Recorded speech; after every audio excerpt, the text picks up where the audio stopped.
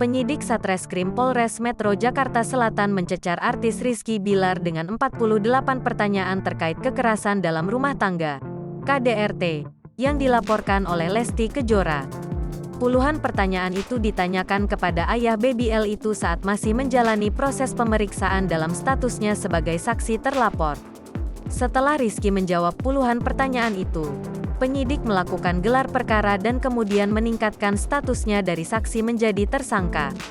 Malam hari ini hasil pemeriksaan yang dilakukan penyidik telah menaikkan status saudara Muhammad Rizky jadi saksi menjadi tersangka, kata Kabid Humas Polda Metro Jaya, Kombes Pol Endra Zulpan, Rabu, tanggal 12 Oktober tahun 2022.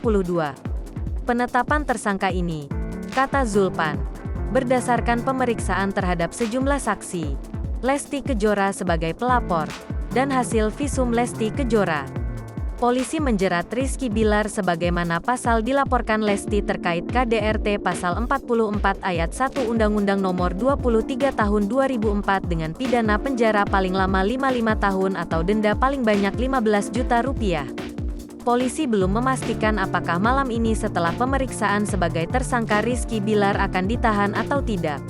Meski begitu, Rizky Bilar rupanya masih berkeinginan untuk mempertahankan rumah tangganya dengan Lesti.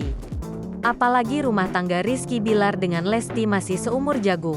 Rizky Bilar mengaku tak masalah jika dirinya ditahan, asalkan tak cerai dari Lesti Kejora. Hal itu diungkap oleh kuasa hukum Rizky Bilar, ADR Filma Nurung pada baru-baru ini.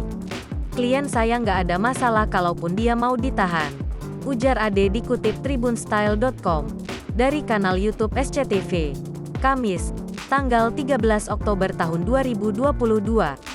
Tapi jangan sampai rumah tangganya cerai-berai, terang Ade.